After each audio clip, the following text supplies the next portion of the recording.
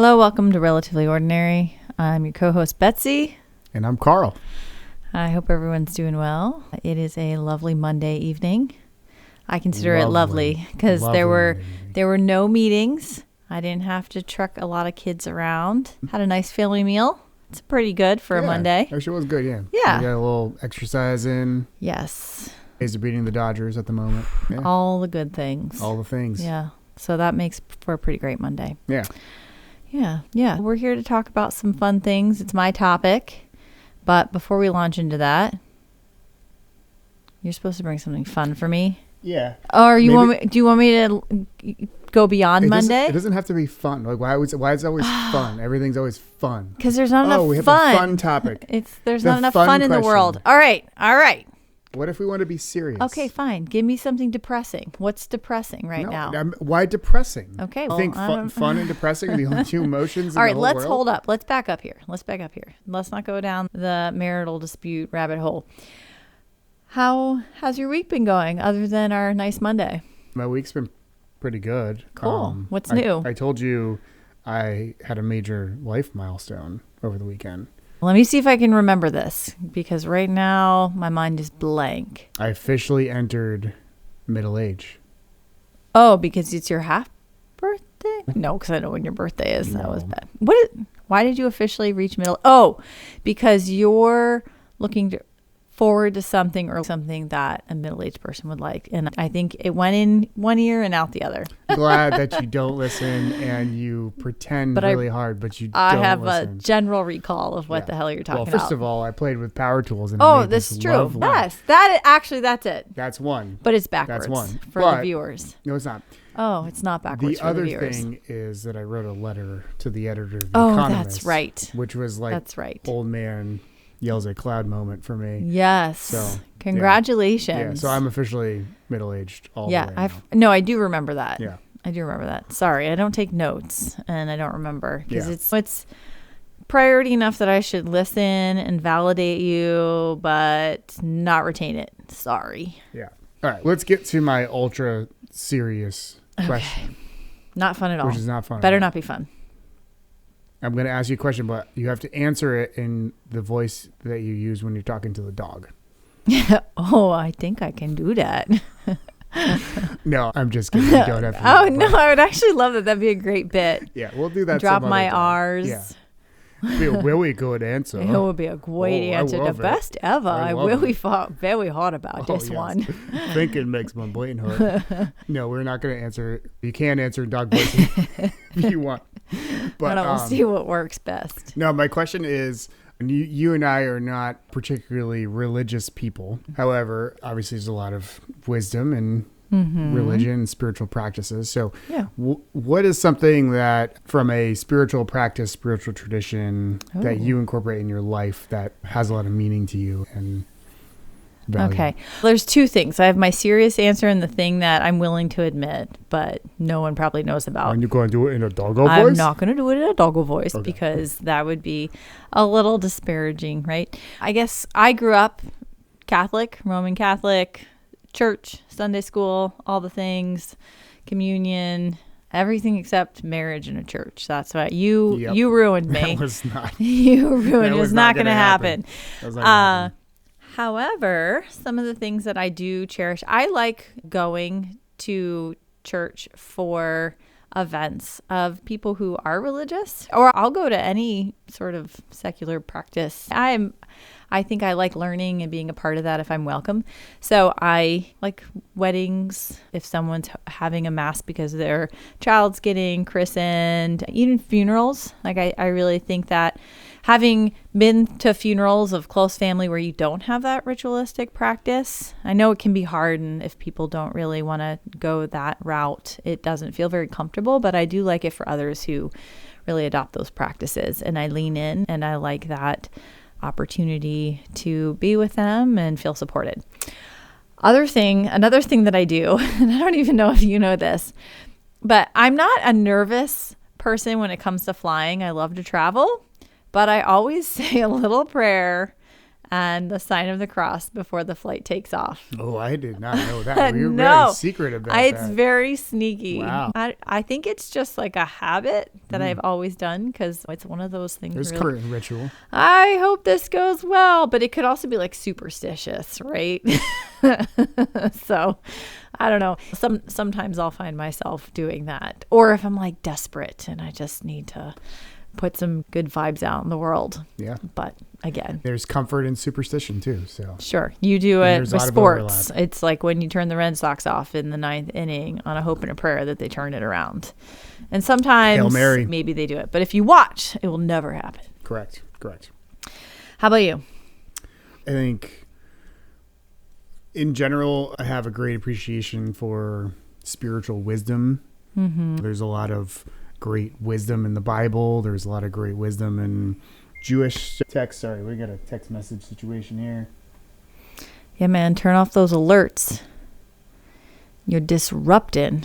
Yep. Anyway, I'm back. Yeah, I think so. I think in general, I really enjoy just reading kind of spiritual wisdom, but Buddhism is Eightfold Path. the Noble Eightfold Path. Buddhism is the tradition that I think You align is with the most. interesting and spiritually palatable for me. Okay. But- That's a good way to put it. Yeah.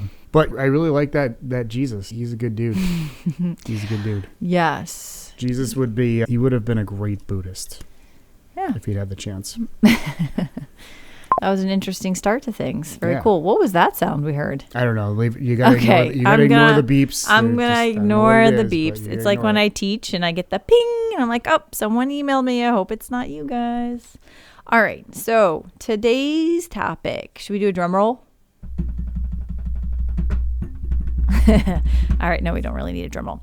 So this one came to me. It was inspired by something I heard discussed on NPR. So I was like, oh, this could be an interesting topic and one that was relatable to us and all the things. So the decision to start a family. It's deeply personal. It's complex. It's never an easy yes or no. Sometimes people don't even really plan it. I know someone like that. Involving emotional considerations, definitely financial decisions and lifestyle changes, right? For many, it is a clear lifestyle changes. For many, it isn't a clear yes or no, but an ongoing process of reflection, weighing your motivations, readiness, and what might need to be sacrificed or postponed. Few people ever feel fully prepared. I would say you can't feel fully prepared. It's just one of those life transitions you just need to trip Correct. into. And even with planning, life has its own timing. So you can't truly plan it. It will happen in its own time if it ever happens. So for us, we started young, which I think for our demographic, it was on the younger, not extreme young age, on the younger side of things. And it came up recently because It someone was young enough that we had friends who were like, what the hell are you doing? And I actually had an interaction recently with a colleague who I'm like getting to know better, who was surprised that I had teenagers. And we did it. Because you look like you're 29. Oh, thanks. Yep. It's like my grandmother said. Yeah. I'm forever 29. And I think we had children before we had really a lot of things figured out, right? We just had to figure it out and evolve over time. And I think that's true for many. Like we had a lot of things to figure out.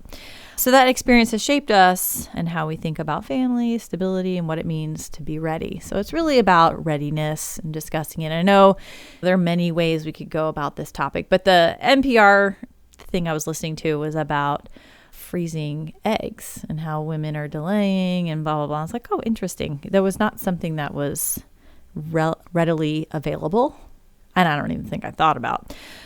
So let's talk about it from the national context to start. So I'm curious, how do you believe national policies like paid parental leave, childcare costs, and access to health care, the ability to find financial and job stability at an age when your fertility is at its safest and highest potential.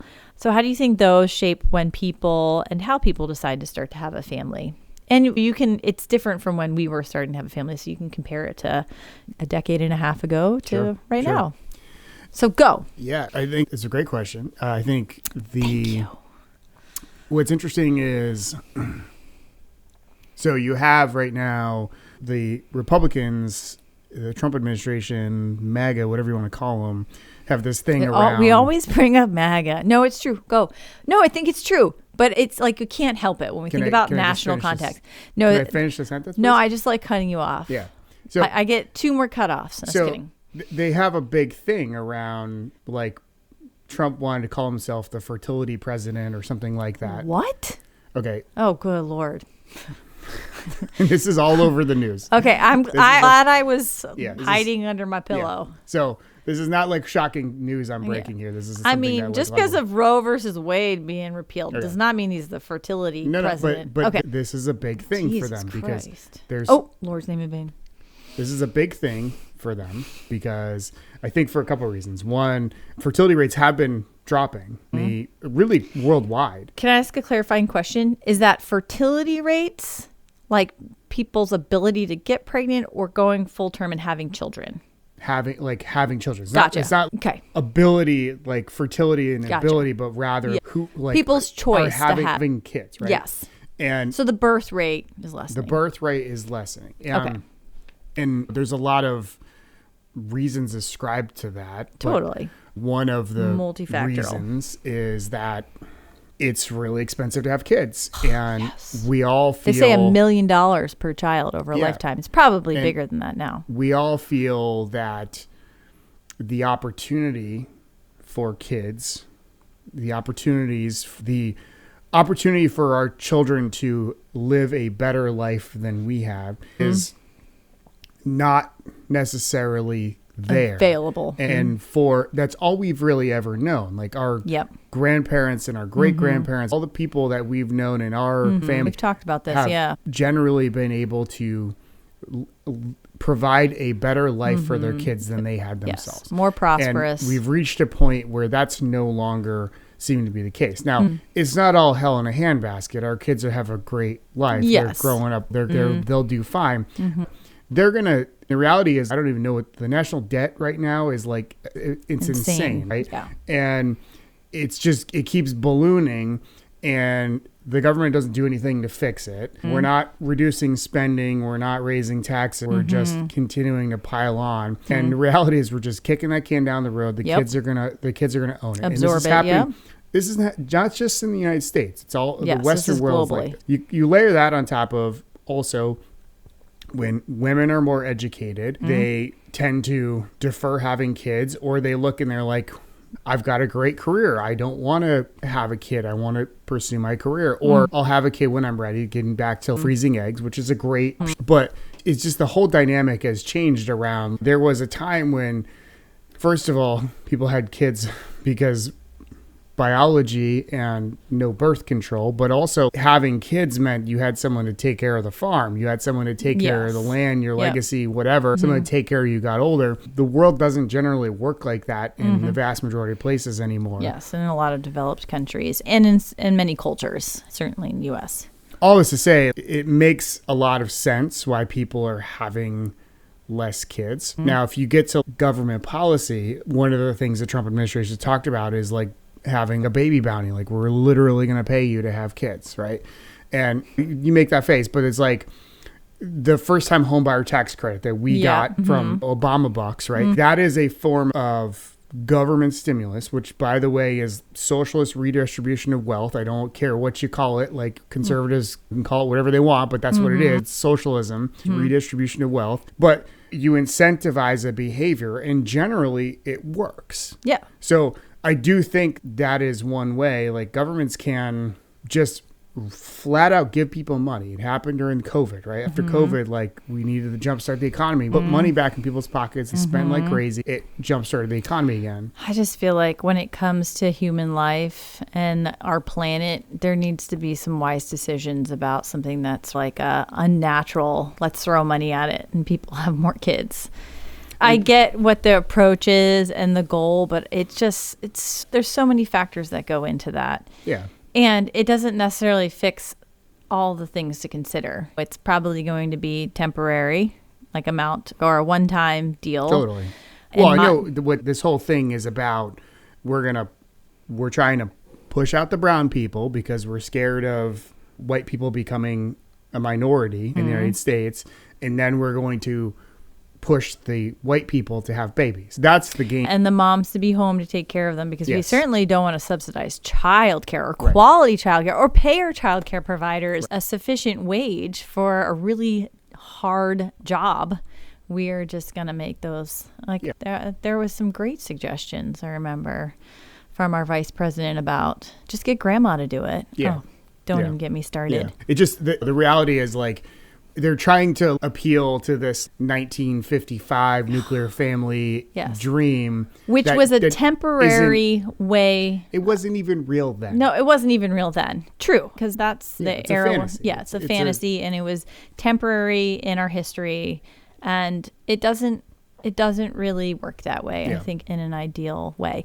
I mean, if that's a choice, it can work really well, but it doesn't need to be a foundation for how we do things. I would also say, if I was to compare policy and some of the benefits now, like if you have a full-time job at a company that's doing well and you have insurance benefits, you may have paternity leave, you may have some resources to support having an infant and a young child through that, if you're lucky. And I've seen that getting better. Would you agree?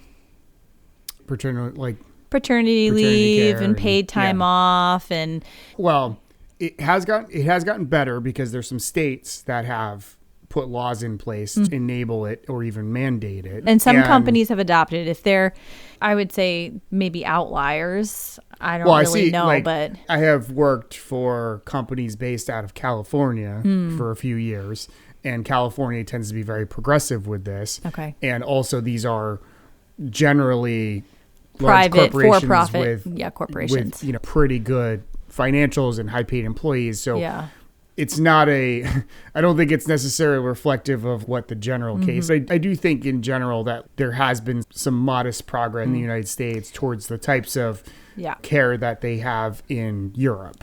And I know that some insurance companies now are helping to pay for in vitro fertilization, certain states and certain insurance companies, and also free egg freezing, and some of those that help with family planning. I know we're seeing some challenges with family planning otherwise in certain states, but it's not really the emphasis of this discussion. But I do want to juxtapose that to our experience, which baffles me at this point. So we're well-educated, employed people, and I remember going through when we had our son, we had the issue of whether we were going to be dropped from your insurance because you had changed jobs. For me, having a pre-existing condition, like I had a tumor and not a baby growing inside of me. The fact that when I was working, I did not get any paid leave, that I had to save up to be able to take my 12 weeks or whatever it was. And then there was also little things like now they will pay for breast pumps, and really good ones. I had to buy that shit, and it's not cheap. Yeah. So all of those factors that really, it's expensive. It's expensive to have a child, and all of those things. It's infuriating to think about that we have now seen a lot better. And because of some reforms that were advocated for by progressive people. Yes, a previous administration, but they're still in place for now. I believe so. So it's getting a little better, but it's still a big decision. Yeah. Okay, so let's talk about community context a little bit. And it doesn't necessarily need to be your direct community, but if you think about the community of those people you interact with more on a day-to-day basis, in what ways do community values, cultural expectations, or social support networks influence the pressure or encouragement for people to feel like they should start a family? I've generally seen a trend. Okay, more of this. Not asking, when are you going to have a baby? There's more appreciation for diversity of plans. But I don't know what you've seen, experienced, or have felt over the years. Yeah, it's interesting. I think... Or maybe you've not really thought about it. I think we were the bleeding edge of the millennials. Yeah. Right? We were like the oldest millennials. Mm-hmm. And so we were really... Wise millennials. Because we were also like at the bleeding edge of millennials having kids. We were really like some of the first in our generation to have kids. Mm-hmm. And I think it was really interesting to see our peers and folks maybe who are a little bit younger than us go through, I think in a really fast period. I think it's just what happens is the biological clock. Yeah. Where it was like, oh my God, I can't imagine, like, I love my life, I can't imagine having kids, to 5 years later, you're like, okay, I'm ready to have a kid. And I think it does happen really fast when you start to recognize that it's okay, like something happens, and whether it's your late 20s, early 30s or whatever, but you do come to grips with your mortality in a way, and you start to slow down, maybe a little less self-centered and be a little more meet the right person. Yeah. We definitely have had those friends where you're like, oh, I don't really picture them ever having a family. And then it's boom. Yeah. Oh, yeah. great. And I think it's Good for also, you. I mean, the partner, that's a great point too, is the partner makes a huge difference, because if you have a partner who's just not interested at all, you're not going to be thinking that way, or maybe that makes you incompatible. But if you meet someone who's like, hey, I like you, you like me, we both want to have kids, we could make this work. You don't have to be madly in love with somebody just to know that you can make it work. A happy, strong family. Yeah. So I think it was interesting to see that. I think what's going to be very interesting to see is like the next generation, Gen Z or whatever. Oh, yeah. Like, that is it's a whole different ball game. Yeah, because shortly after us, we've seen this huge surge of technology and personal computing devices and online dating. For the record, we were early adopters. Probably the only thing I've been a very early adopter of online dating. You were an early adopter of having kids. I don't know. I think your parents take the cake for that one. I think, though, we were early adopters of this internet online dating. But now it's apps. And I don't even think that people really think they need a relationship until it's time to start a family if they want to. Yeah, you might want a partner for a long term, or maybe they do, and it's just a crappy dating scene. But, oh, man, I would not want to be out there looking for someone right now. Yeah, no, that's a topic for a different day. But it still relates to this in a way. If you think about community, what people are doing and when they decide to settle down, and just, they tell you that biologically your prime years for being fertile enough, but also neurophysiologically developed enough that mid to late 20s and early 30s are your prime years to have kids. It's the sweet spot. And earlier than that, you're probably not ready, or it's less safe. And then older than that, I can imagine having kids right now. Oh gosh, like, but just having babies right now. No way. I'm not into that. No, that ship sailed. Not into that. That ship sailed. And I like raising the kids we have now, but I don't think I have the stamina. Even if I had not been raising kids for the past 16 Well, I think you figure it out. I get just like kudos for people who are doing it. My friends who are maybe older than me, or even my age, but now have like young kids, the difference between them, and this actually goes back to, I think you asked a question, or we had a question a few episodes ago about my parents when they were young, or it was part of my answer. Oh, yeah. And I think that when you're young and you have kids, it's more, you're able to like get down on the ground and play with them and be like more energetic. You probably have a lot of wasted motion. There's probably a lot of inefficiency and maybe not taking care of yourself in the way that you need to. And having your priorities straight. The other thing is, I've known some people that I admire who've done good things in their career and then really set themselves up to have kids. Like they were like, now I'm ready. For me, I was just like, throw it on the pile. We'll figure it out. Which is pretty much how I've lived my whole life. Yeah, I feel like that's our entire life. And then you don't know till later. You're like, oh, I regret this. Yeah. But we've never said that about our kids. Yeah. No. But if the thing is, the reality is I waited till I was 40 to have kids. I just would have not had. No, I'm sure I would have. But I just would have filled the time with other things, and then when I had kids I would have been like, oh shit, all the time I wasted doing not meaningful things. Although there's a lot of that when you have kids too, totally, because the first handful of years until they're like well into grade school, you're just constantly playing and doing things to entertain hundreds them. of hours of Legos and burning energy with running outside and the number of Play-Doh, times that I was like fully engaged in building a castle out of Legos or arts and crafts or something, and then I look up and the kids are nowhere to be seen, and I'm just like there alone playing with Legos. I'm like, well, what's happened? I don't know. Usually when that kids happens, are down the street. There's a fire in the kitchen. No, But usually when that happened to me, I had fallen asleep and they moved on. Yeah. I'm like, oh, mom fell asleep again in the middle of the day. Yeah.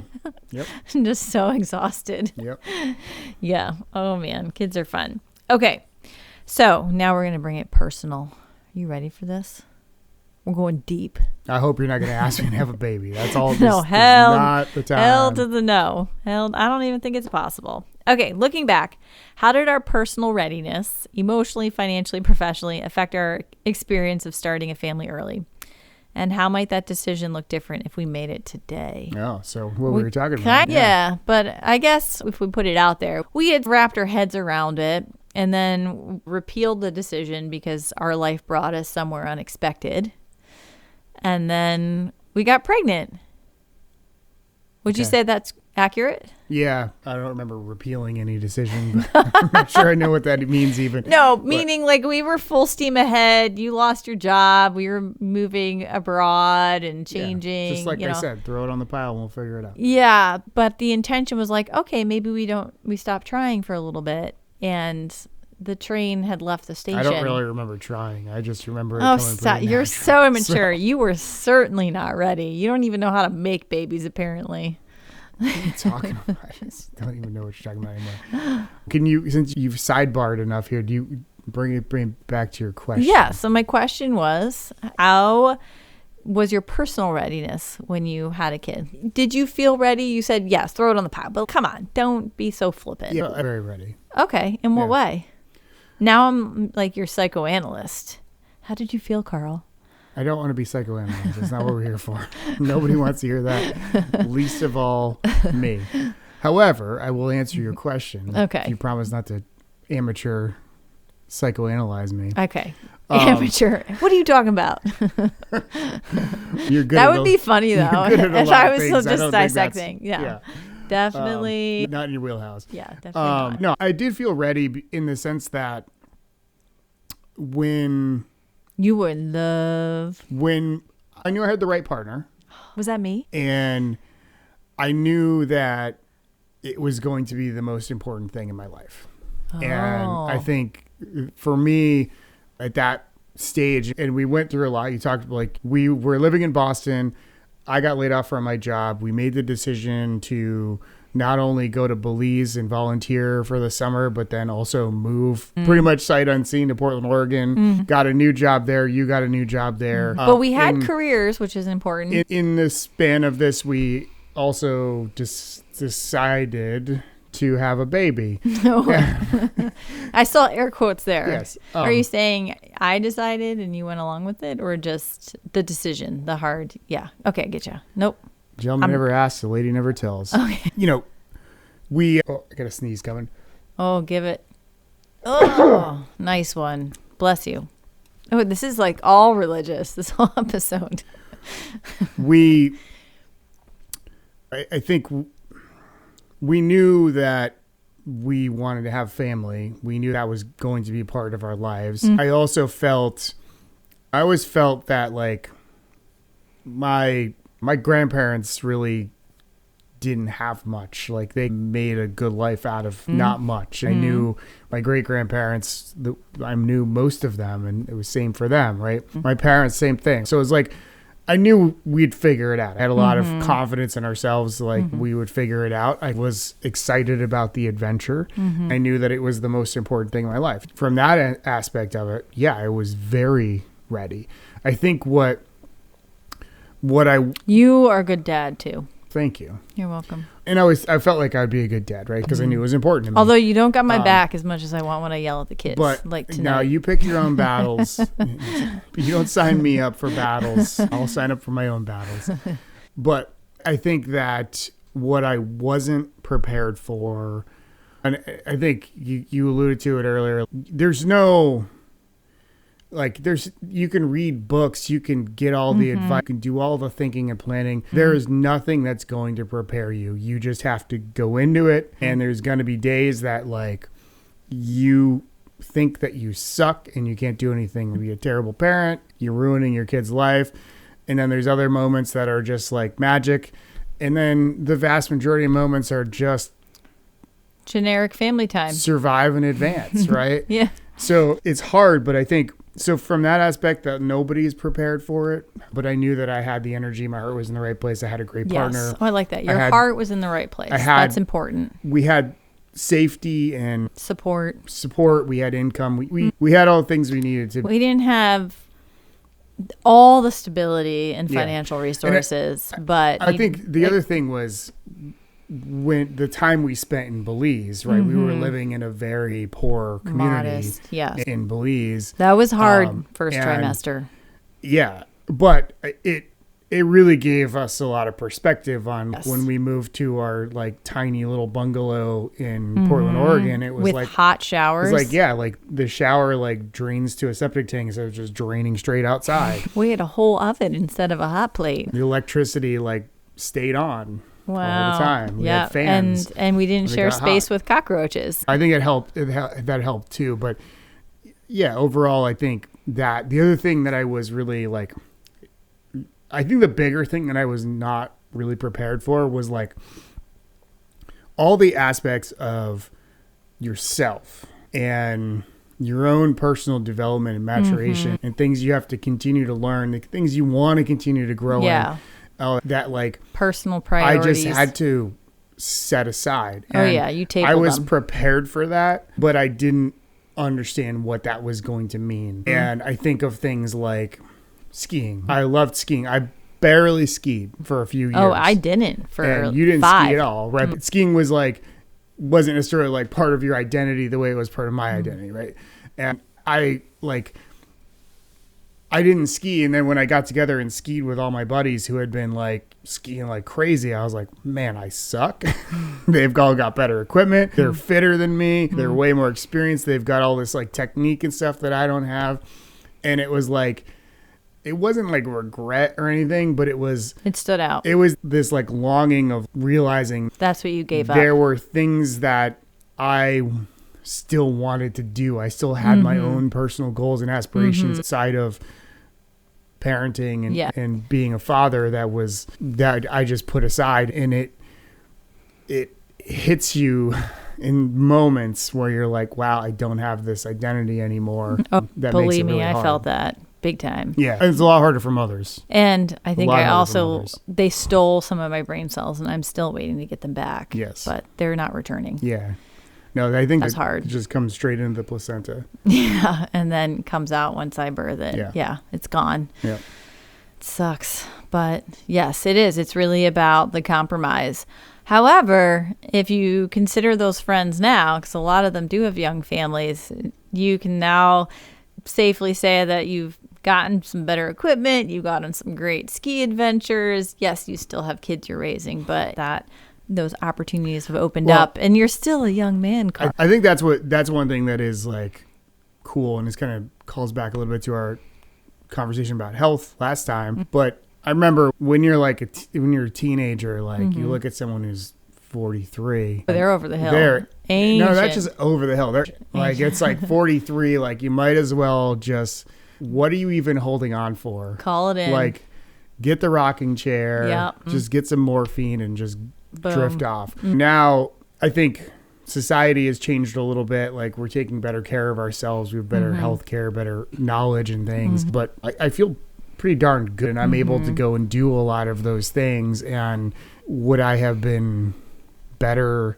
Would I be a better skier when I was 27 than I am 43 if I was able to put as much time into it? Absolutely. You know, my body can't do what it used to be able to do, but I still get to get out and enjoy it. And the cool thing is that I can go ski with my kids. Yeah. You know, now that they're getting some skills. They're and better skiers than me now. Yeah. So that's a really fun part. And I think that's a part that like you know it when you're going up the freaking magic carpet 25,000 times. With a screaming kid, you paid $100 to be there.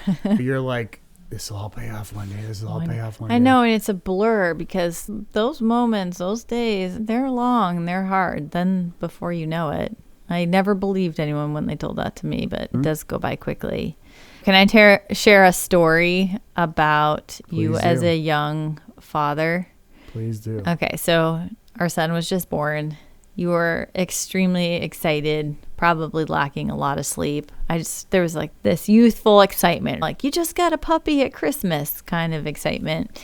And a lot of pride. You were so beaming, and you're like, okay, Betsy, you take a nap. I got him, and all that stuff. And then I wake up a few hours later, blissful, right? Because I had just given birth. I'd been up for a long time.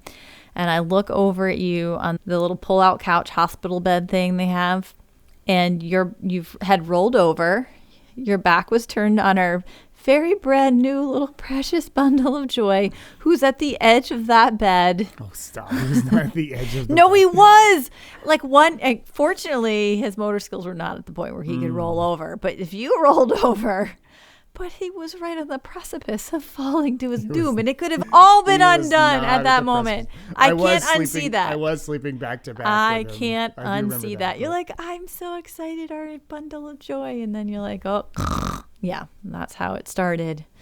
No, but you are a good father besides that story and maybe a few others that I won't bring up. Yeah. So I don't know. Good discussion. I actually, if I can get some words in here, it was very busy being a young mom and knowing that my career was on a good pause and I had these aspirations. And I also have put myself in a situation where I wanted to grow in my career. I went back to school for a number of years when the kids were little. It was a lot to juggle. And we didn't have as much financial stability as we do now because that's just the way the world works. And we definitely had situations like when my mom looked in the backyard and saw our neighbors had an actual barrel fire in their muddy backyard and questioned our life choices and where we were raising our child. All of that. I mean, you can think of a better way to get rid of old motor oil. I can't think of it. All of those situations, I think, just make us who we are. And I can see that now reflected in our kids. They're like scrappy, smart, critical thinkers. They're easygoing for the most part. Our girl child isn't. I blame myself. It's genetics. But I think you just got to lean in when it happens. And I hopefully for those out there who are listening, if you want it to happen, you just lean in. You can't plan it.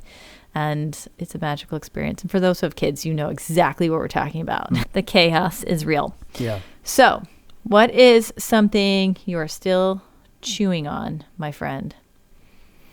I guess I am really fascinated. I didn't really think about this before our conversation, but I'm like really fascinated. You're going to start praying before we fly. What? Right? No, but I am going to watch to see. I'm going to try to catch you in the act. Me. No, it's so subtle. You're never going to know. The only time I've ever been tempted to cross myself like that is when I've been in brutal baseball slumps. See, you know what I mean. But no, I think I'm fascinated to see what like Gen Z, what approach is Gen Z going to I think we're going to see a circle back.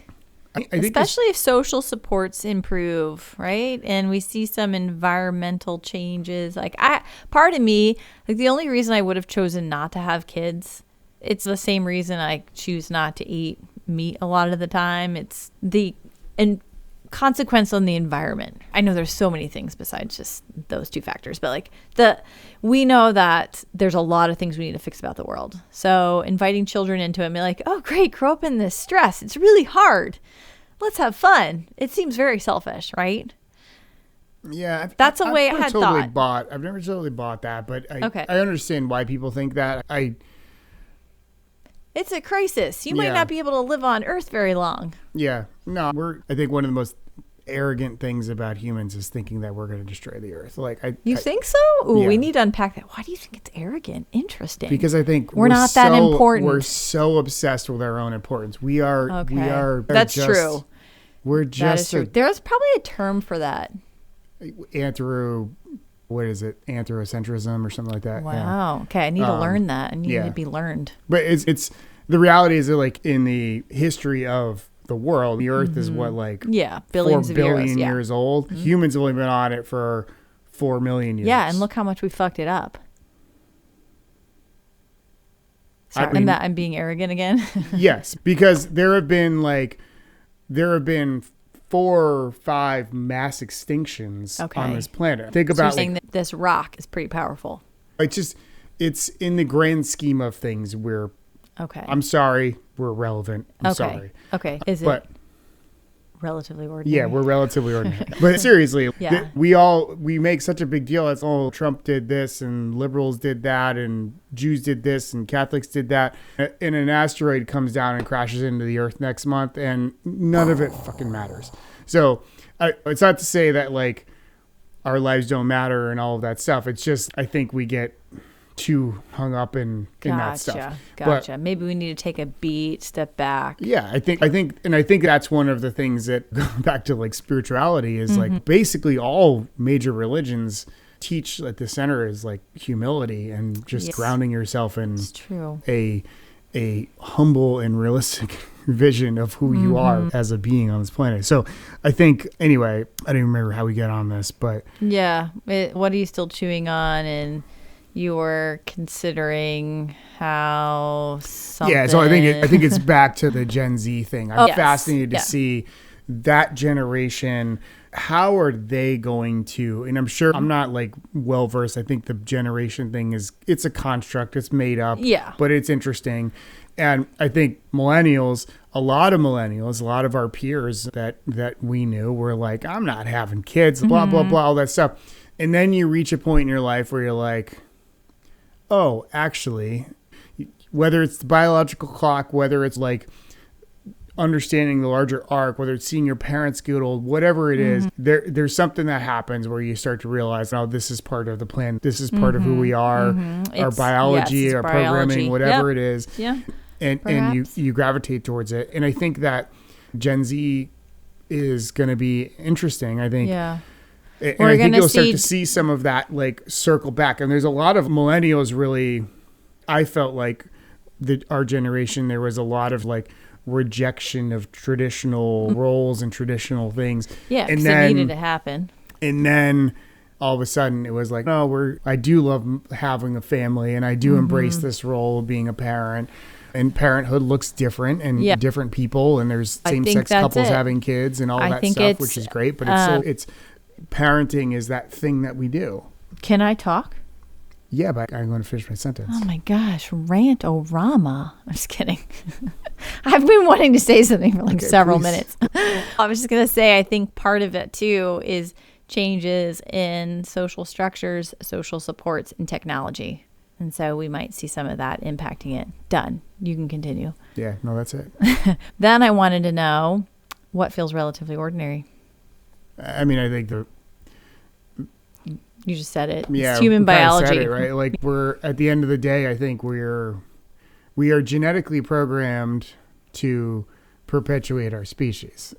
It's whether you believe in God, this is God's plan for us, or you believe in this is just naked biology. It makes sense in either context. We are here because our parents had kids, and we are therefore predisposed to procreate. Yes. So and I think perpetuate our species. Yeah, and I think it's always going to be is relatively ordinary. It is. It's not even relatively ordinary. It's just straight up dang ordinary. Yeah. No, that was a good topic because it's just ordinary. But I think the conversation around should we have kids, when do we have kids, I think that is just going to continue to become more and more interesting as there are more and more options available to people. And I do there's a backlash in conservatives around like against birth control and abortion, all that, but that is the way the world is going. The world is going, you're going to have more control, you're going to have more options, there's going to be